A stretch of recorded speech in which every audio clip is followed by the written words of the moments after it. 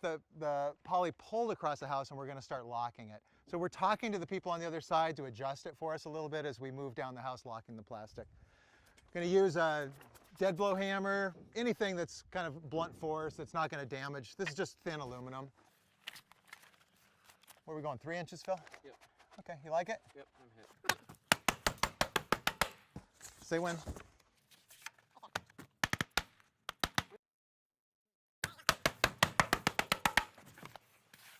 Tell me when. Yep, hit it.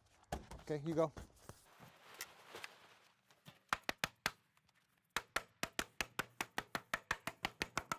There's a little bit of a technique to know on this, that if it's really straight like this, it can get kind of stuck in that position. So you want to try to make sure it's starting to turn.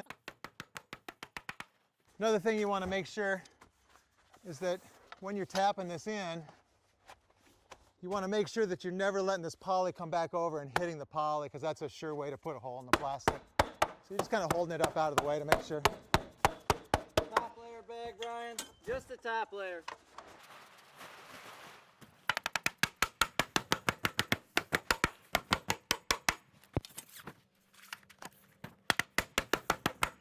Lots of little hits is better than a few big hits.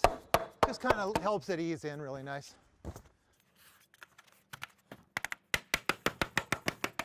And this whole time we've had somebody on the ladder down here pulling. Really just doesn't have to be terribly tight, but it's super nice to just get it on there real smooth. And when we're getting all the wrinkles out as we go, makes it go fast and easy.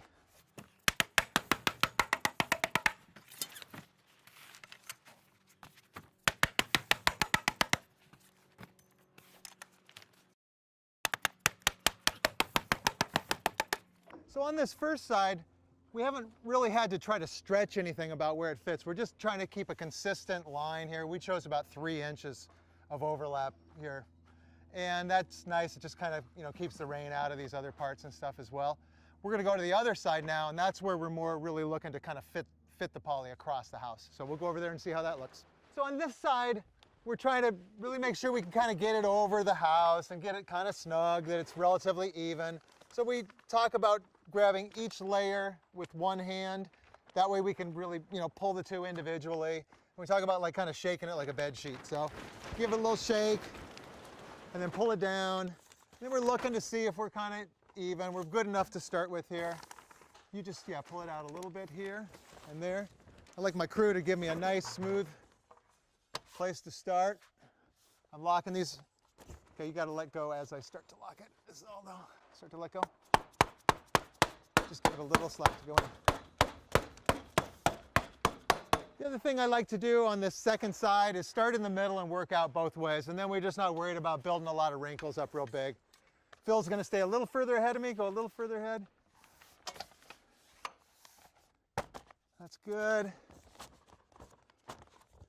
Just kind of fuss with it a little bit till you like it.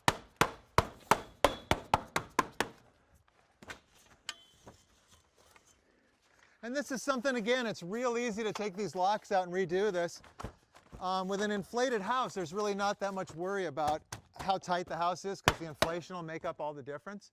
But if you had a single layer house, or there's some reason you wanted it tighter, you could wait till middle of summer, it's nice and hot, stretched out, and you can relock your house.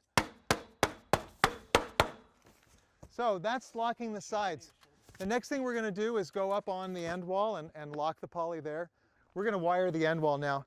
I really like to get the excess out of my way again, just like we did on that side. So I'm making a rough cut. This isn't my finish, but it just makes it so much easier to work with. This could be, a few feet even that's in my way.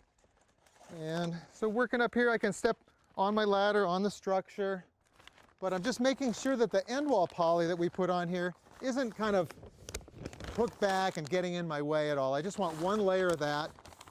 And then I'm pulling the plastic over, get it relatively snug.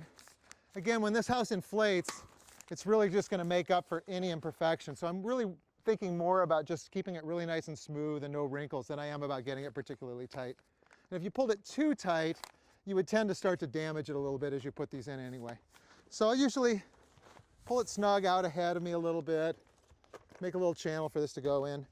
And this is really, again, the most important place where we want to make sure every one of these knuckles that we're tucking in is getting into place so it's not loose, because if it was out at all, then it could work its way loose sometime in the winter. Then I'm just going to reposition my ladder and keep working my way down the entire length of this end wall. I like this to be doubled over a little bit on this end anyway, just to make sure we got a little bit extra luck.